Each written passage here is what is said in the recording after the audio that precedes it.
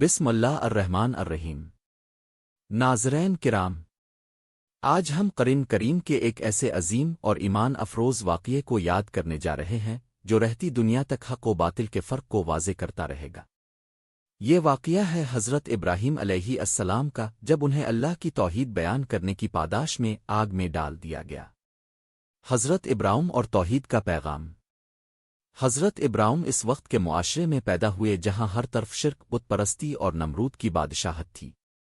لوگ پتھر کے بتوں کو خدا مانتے تھے، ان سے مانگتے تھے، ان کے آگے سجدہ کرتے تھے۔ حضرت ابراہیم نے بچپن ہی سے سوال اٹھایا، جو خود ٹوٹ سکتا ہے وہ خدا کیسے ہو سکتا ہے؟ انہوں نے اپنی قوم کو سمجھایا کہ عبادت کے لائق صرف ایک اللہ ہے۔ بت شکنی اور قوم کا غصہ۔ ایک دن حضرت ابراہیم نے قوم کے تمام بت توڑ دیے، صرف ایک بڑا بت باقی چھوڑ دیا۔ جب قوم واپس آئی تو ہر طرف چیخ و پکار مچ گئی۔ حضرت ابراہیم سے پوچھا گیا، یہ سب کس نے کیا؟ ابن نے فرمایا، اس بڑے بت سے پوچھ لو اگر یہ بول سکتا ہے۔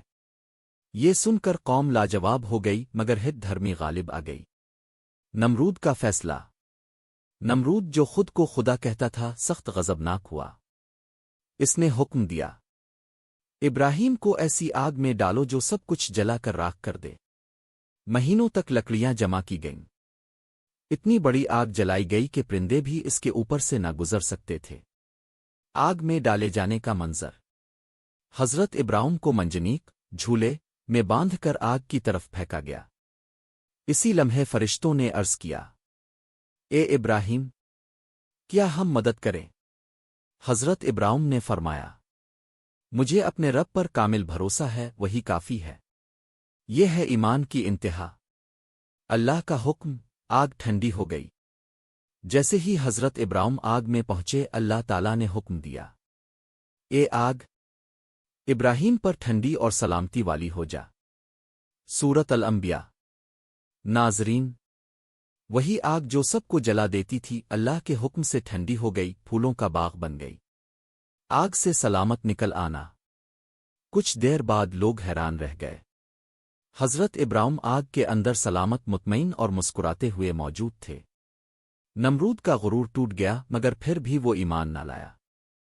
اس واقعے سے ہمیں کیا سبق ملتا ہے؟ حق پر ڈٹ جانا ہی اصل کامیابی ہے۔ اللہ پر بھروسہ آگ کو بھی ٹھنڈا کر دیتا ہے۔ باطل وقتی طاقت رکھتا ہے، حق ہمیشہ غالب آتا ہے۔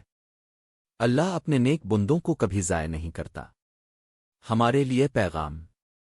آج اگر ہم سچ بولنے سے ڈرتے ہیں، دین پر چلنے میں شرماتے ہیں، تو یاد رکھیں، جس رب نے آگ کو حکم دیا وہ آج بھی ہماری مدد پر قادر ہے۔ بس شرط ایک ہے، ایمان، یقین اور صبر۔ اختتامی دعا۔ اے اللہ، ہمیں حضرت ابراہیم جیسا ایمان، توکل اور استقامت عطا فرما۔ ہمیں حق پر قائم رکھ اور باطل سے بچا۔ آمین رب العالمین۔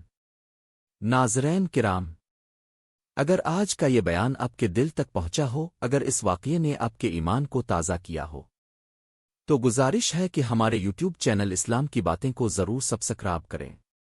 یہ چینل صرف ویڈیوز نہیں بلکہ قرآن، انبیاء کرام، صحابہ اور اولیاء اللہ کے ایمان افروز واقعات اب تک پہنچانے کی ایک کوشش ہے، تاکہ ہم سب اپنے رب سے جاڑ سکیں اور اپنی زندگی کو دین کے مطابق بنا سکیں۔ آپ کا ایک سبسکرائب ہمارے لیے حوصلہ ہے، اور ہو سکتا ہے یہی ویڈیو کسی اور کے لیے ہدایت کا ذریعہ بن جائے۔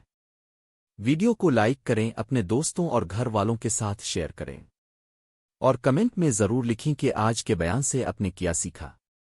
اللہ تعالی ہم سب کو دین کی باتیں سمجھنے اور ان پر عمل کرنے کی توفیق عطا فرمائے۔ آمین رب العالمین۔ ابھی سبسکرائب کریں، اسلام کی باتیں۔